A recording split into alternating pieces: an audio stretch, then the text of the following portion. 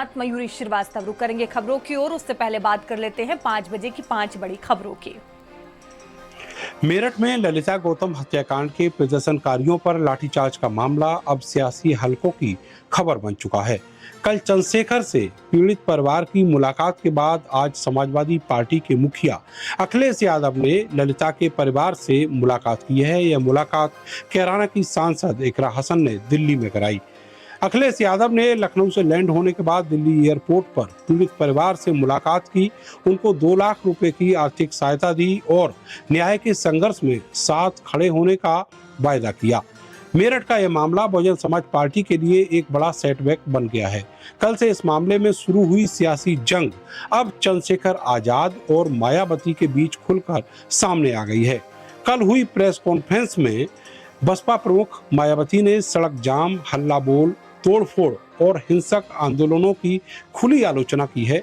उन्होंने आरोप लगाया कि चुनाव नजदीक आते ही विरोधी दल कुछ दलित संगठनों और पार्टियों को आगे करके बहुजन समाज को गुमराह कर रहे हैं। मायावती ने किसी नेता का नाम नहीं लिया, लेकिन सब समझ गए कि हमला चंद्रशेखर पर डायरेक्ट है। मायावती ने मगरमच्छ के आंसू, संकीर्ण राजनीतिक स्वार्थ और दलित संगठनों के कंधों पर बंदूक जैसे तीखे शब्दों के जरिए चंद्रशेखर आजाद खेमे को कटघरे में खड़ा कर दिया। उन्होंने कहा कि आंदोलनों के दौरान मुकदमे और जेल में फंसने से युवाओं का भविष्य और परिवार दोनों तबाह हो सकते हैं। मायावती के बयान पर चंद्रशेखर आजाद ने भी पलटवार करते हुए कहा कि उनके शब्दों से मन को ठेस पहुंची है। चंद्रशेखर ने कहा कि मायावती की वह इज्जत करते हैं, लेकिन उन्होंने जिस तरह कोर्ट की लड़ाई का हवाला देकर सड़क पर प्रदर्शन आंदोलनों पर सवाल खड़े किए हैं, वह इससे सहमत नहीं है। चंद्रशेखर आजाद ने अपने जवाब में दिल्ली के महिला रेसलर प्रोटेस्ट और कृषि आंदोलन का हवाला दिया। अपने कार्यकर्ताओं के सामने चंद्रशेखर ने तो मायावती को यह भी कह दिया कि अगर वह मगरमच्छ वाले आंसू बहा रहे हैं तो आप भी आइए ना, आपको किसने रोका है मगरमच्छ वाले आंसू बहाने के लिए। चंद्रशेखर आजाद और मायावती के बीच इस बार पलटवार ने साफ कर दिया है कि मिशन 2027 से पहले उत्तर प्रदेश की दलित राजनीति में बीएसपी और आजाद समाज पार्टी के बीच निर्णायक वर्चस्व की लड़ाई शुरू हो चुकी है। प्रभु श्री राम के मंदिर से चढ़ावा चोरी की घटना के बाद लगातार जांच की कार्यवाही आगे बढ़ती जा रही है।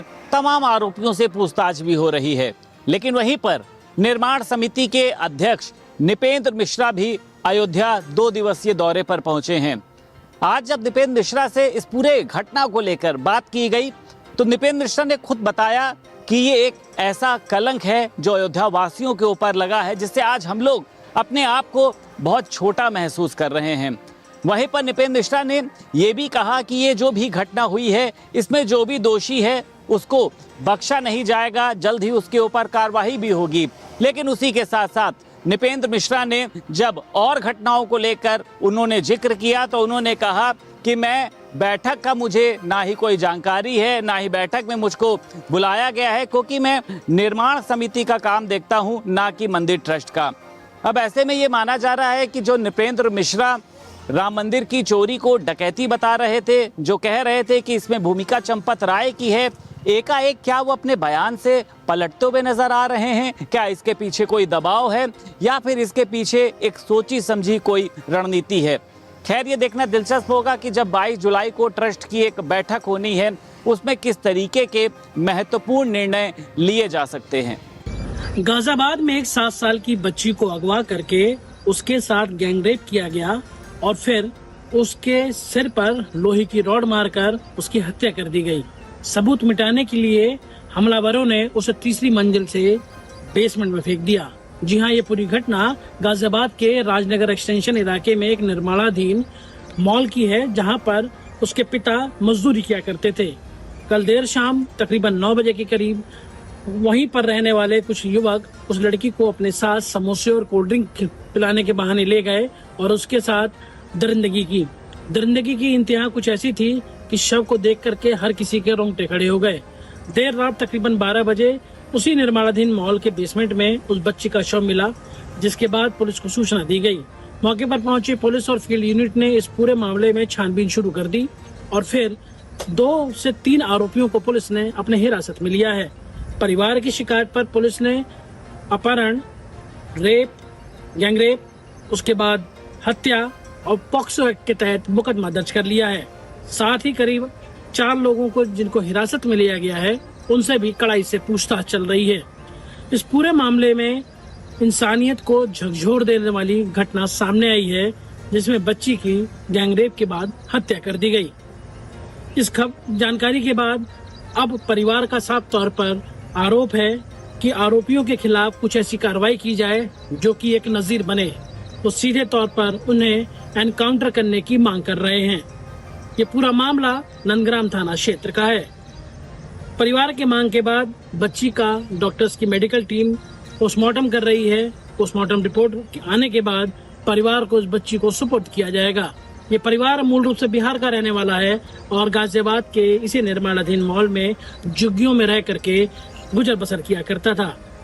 कल जिस तरीके की घटना हुई है उसने पूरी तरीके से इंसानियत को शर्मसार कर दिया है। मेरठ के कटौर थाना क्षेत्र में एक पिता ने बेहद ही खौफनाक वारदात को अंजाम दिया है। पहले उसने अपने 3 वर्षीय बेटे को जहर देकर मौत के घाट उतार दिया और उसके बाद खुद ने भी जहर खाकर आत्महत्या कर ली। 28 वर्षीय कपिल की शादी 5 वर्ष पहले काजल से हुई थी। शादी के बाद दोनों के 2 बच्चे हुए, जो एक 3 वर्षीय बेटा और छोटी बेटी थी।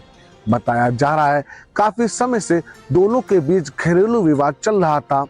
3 जुलाई को काजल की छोटी बहन की शादी थी, जिसके चलते वह बच्चों के साथ मायके गई हुई थी। बताया जाता है शादी के दौरान कपिल ने अधिक शराब पी ली थी, जिसको लेकर पति पत्नी में झगड़ा हुआ। इसके बाद कपिल अपने घर लौट आया। शुक्रवार देर रात कपिल अपनी ससुराल वापस लौटा और अपने बेटे को साथ ले गया। कुछ देर बाद बच्चा वापस घर पहुंचा तो उसके मुंह से झाग निकल रहे थे। वहीं कुछ दूरी पर कपिल भी अचेत अवस्था में पड़ा मिला। परिजनों ने बाप बेटे को तुरंत अस्पताल में भर्ती कराया, जहां पहले डॉक्टरों ने मासूम को मृत घोषित किया और उसके बाद कपिल को मृत घोषित किया गया। लोगों के अनुसार पिता ने एक कोल्ड ड्रिंक ली थी, उस कोल्ड ड्रिंक में जहर मिलाया और वो कोल्ड ड्रिंक पहले मासूम को पिलाई और उसके बाद खुद ने भी वो कोल्ड ड्रिंक पीकर जान दे दी। फिलहाल पुलिस ने दोनों ही के शवों को पोस्टमार्टम के लिए भेज दिया है। पुलिस अधिकारियों का कहना है अगर मामले में किसी तरह की कोई शिकायत या तहरीर प्राप्त होती है तो जांच और कार्रवाई की जाएगी। लेकिन ये बेहद चौंकाने वाली घटना इलाके में चर्चा का विषय बनी हुई है। देश भर में पेट्रोल इस वक्त सबसे ज्यादा चर्चित मुद्दा है। पिछले कुछ दिनों से लगातार एथनॉल को लेकर बवाल छिड़ा हुआ है। लोगों द्वारा विरोध जताया जा रहा है। लोगों के कई तरह के आरोप है। लोगों का कहना है कि इससे गाड़ियों में दिक्कतें आ रही हैं, लेकिन सरकार ने अब अपना रुख साफ कर दिया है। सरकार का कहना है कि 3 तरह के पेट्रोल बेचना मुमकिन नहीं है, यानी सरकार ने अपना रुख स्पष्ट किया है।